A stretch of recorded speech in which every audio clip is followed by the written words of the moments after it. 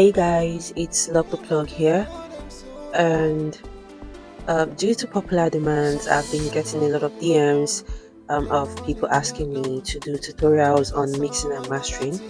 So, starting today, I'll be dropping some quick gems for mixing and mastering.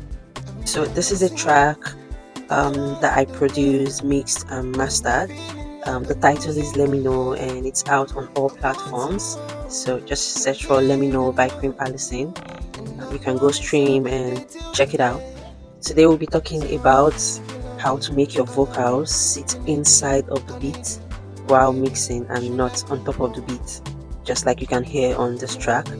So as a mixing engineer, if you're trying to mix a song and the vocals sound like it's just pasted on the beat, it's simply because the vocals and the beat, they are fighting for space, right? So the first thing you want to do is to select your vocal channel. In your vocal channel, you add an EQ. I love using FabFilter EQ for my vocals. I use more of the Fruity Parametric EQ for the beats, but for the vocals, I like to work with FabFilter EQ. So you want to high pass everything on the vocals from around 80 to 100 hertz. It's not a standard rule per se. You have to listen to the vocals because some vocals might have like some sweetness around this hertz too, so you don't want to cut all of that out. And then you want to sweep around the vocals to find the harshness from around 2k hertz to 5k hertz, using like a narrow band on the EQ and reducing that around there.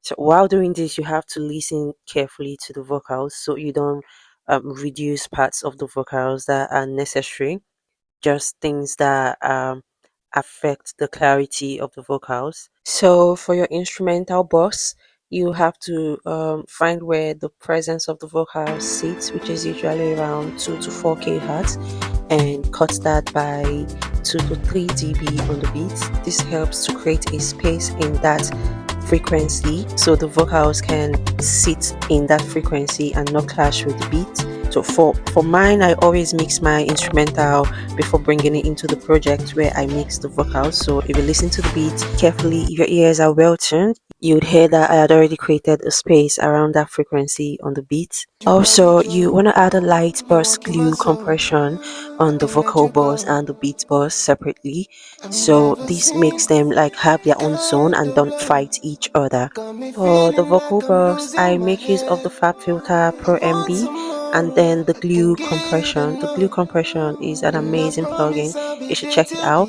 The glue compressor really does an amazing job. But I also use saturation for the vocals. So for my saturation, I use the FabFilter Saturn 2 and the Fresh Air. For the Fresh Air, I usually just add sibilances on the high end, and I leave the low end that way, or the mid that way.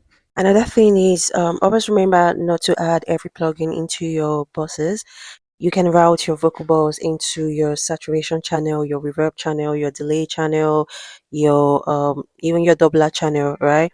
So this gives the plugin space to breathe and not just choke everything up. Together you have the vocals and the beats sounding very in their own space, and the vocals just sits inside of the beat, not lost on the beat, not on top of the beat, just on the right space and frequency in the song. I hope you did enjoy this tutorial. You can leave in the comments if you have questions and the next topic you want me to treat. Also, I'll be releasing the mixing quick guidebook soon, like very quick tips for mixing and mastering that you can just run to if you're trying to mix and master your beats or your vocals or a whole song.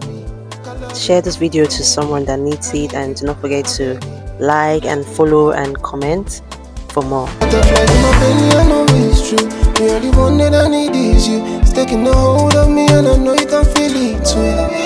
Come to me, my baby. Body on me is amazing. I didn't joke, baby. Baby, come up, come up, come up, come up, come up.